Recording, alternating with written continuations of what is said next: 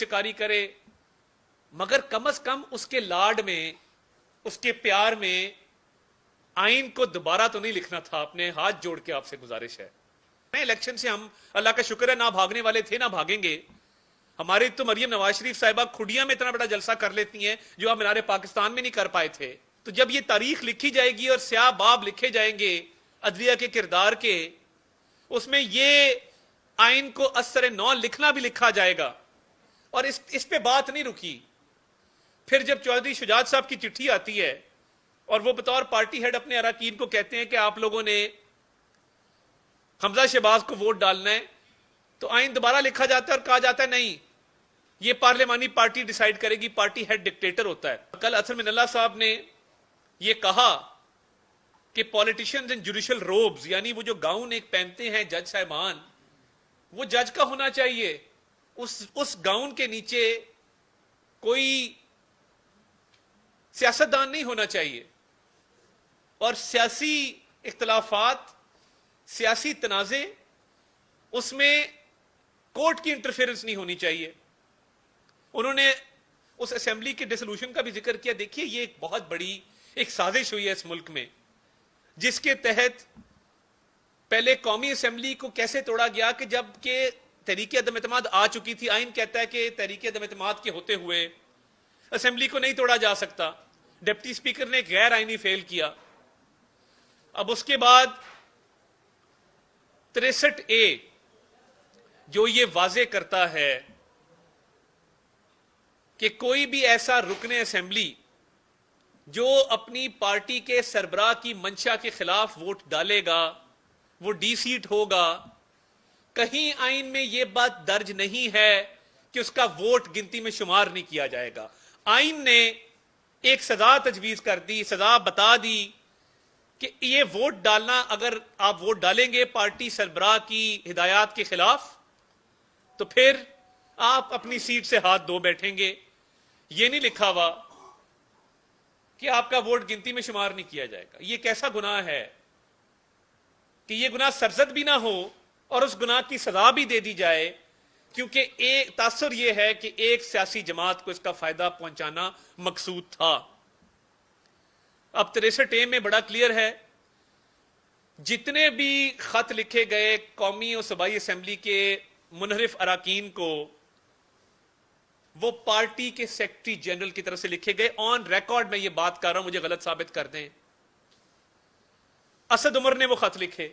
मुझे बता देना कि पंजाब की पार्लिमानी पार्टी का इजलास कब बुलाया गया या शो कॉज कब इशू किया है पार्लिमानी पार्टी के हेड ने या पार्लिमानी पार्टी ने। ये इमरान खान की सहूलतकारी हुई कि उसको इतना लाडला है, चले उसकी चोरी चकारी पे कोर्टों का एक नरम व्यू है कि तोशाखाना का ट्रायल नहीं चलता, उसकी इदारों के खिलाफ हर्जा सराई पे एक नरम व्यू है कि कोई बात नहीं, ये फौज के इदारे को बुरा भला कहता है, कैंपेनें चलाता है, चले ठीक है, आपका एक नरम व्यू अदलिया का मान लिया। अदालतें एक सॉफ्ट कॉर्नर उसके हवाले से रखती हैं और उसकी सहूलतकारी जारी है, वो चोरी करे चकारी करे, मगर कम से कम उसके लाड में, उसके प्यार में आइन को दोबारा तो नहीं लिखना था। अपने हाथ जोड़ के आपसे गुजारिश है कि वो लाडला जरूर होगा कि उसकी चोरी डकैती, उसके मामलात को आप पसे पर्दा डाल दें, मगर इतना लाडला तो नहीं था कि एक मुकद्दस किताब है आइन की, उसको इस लाडले की खातिर आपने दोबारा असर नौ लिखा ताकि उसकी पंजाब में हुकूमत कायम हो सके। और हमने होते देखा, ये कोई बफरूजे की बात नहीं है। आपने कहा कि पार्लिमानी पार्टी का हेड जो है वो फैसला करेगा, उसकी भी हिदायत नहीं। आपने हमारे लोगों को डी-सीट भी किया और उनके वोट भी गिनती में शुमार नहीं किए। बता दें आइन में कहां लिखा है कि वोट गिनती में शुमार नहीं होंगे।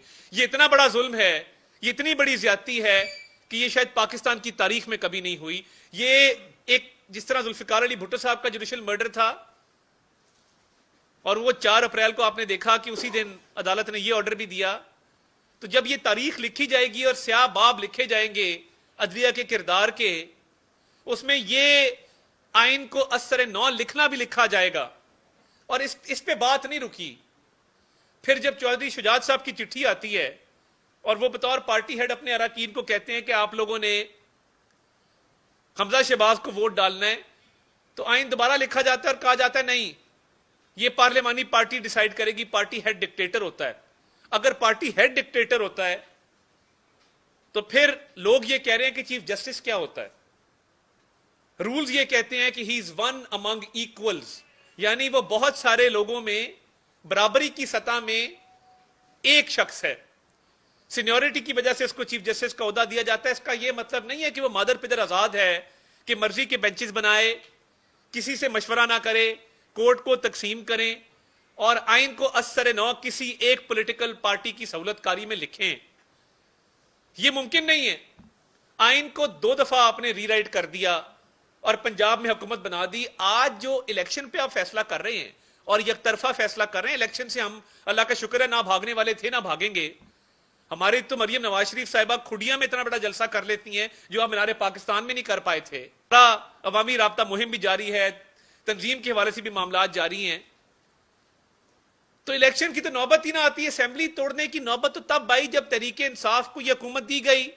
और मुझे यह लगता है कि कहीं ना कहीं कुछ साजबाज ऐसी है कि जिद है कि अपने होते हुए इलेक्शन करवाने। भाई क्यों? पहले 63A आप दोबारा लिखते हैं, आइन की तशरीह गलत करके आइन को असर नौ लिखा जाता है, पीटीआई की हुकूमत कायम की जाती है, उनको हुकूमत तोड़ने का मौका दिया जाता है। हुकूमत तोड़ने के बाद उनकी मर्जी की डेट पे इलेक्शन के ऑर्डर पास किए जाते हैं। जज पे जज कह रहा है कि सर आपने प्रोसीजर फॉलो नहीं किया, आपकी जुरिस्डिक्शन नहीं बनती, हाई कोर्ट को फैसला करने दें, आप गलत कर रहे हैं। एक के बाद एक जज बेंच से उठता गया, मगर 3 रुकनी बेंच जिद पे अड़ा था कि हमने इमरान खान की मर्जी की इलेक्शन की डेट देनी है।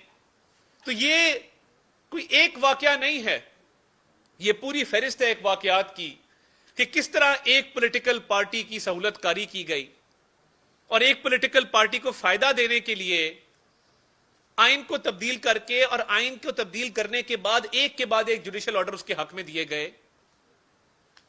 तो मेरा तो यह मुतालबा है बड़ा क्लियर कि इन सारे मामलात को देखते हुए चीफ जस्टिस ऑफ पाकिस्तान को फिलफौर मुस्ताफी हो जाना चाहिए। यह आवाज मेरी आवाज नहीं है, इस आवाज में पाकिस्तान की सिविल सोसाइटी शामिल है, पाकिस्तान के वकला शामिल हैं। और कल के अथर मिनल्लाह के ऑर्डर के बाद जिससे बात करो वो ये कहता है कि ये आइन और कानून के साथ जो खिलवाड़ किया गया है, एक लाडले को फायदा देने के लिए उसके हक में जो फैसले किए गए हैं, अब गुंजाइश नहीं बनती कि जब आपके अपने जजेस आवाज उठा के तहरीरी हुक्मनामों के जरिए ये कह रहे हैं कि आपने गलत किया है, आपका ये इख्तियार नहीं था और आपने बाकी जजेस को ऑन बोर्ड नहीं लिया इसके अंदर, तो ये तकसीम आप चाहते तो खत्म कर देते, फुल कोर्ट की तश्कील कर देते, आज ये बहरान पैदा ही ना होता। आपने बाकी जज साहबान को इस काबिल ही नहीं समझा कि उनको अपने साथ बिठाया जाए। तो ये तो कल एक आम शहरी की तरफ से रेफरेंस भी दायर किया गया है चीफ जस्टिस साहब के खिलाफ जुडिशियल मिसकॉन्डक्ट का। जजेस का जो कोड ऑफ कॉन्डक्ट है बड़ा क्लियर है,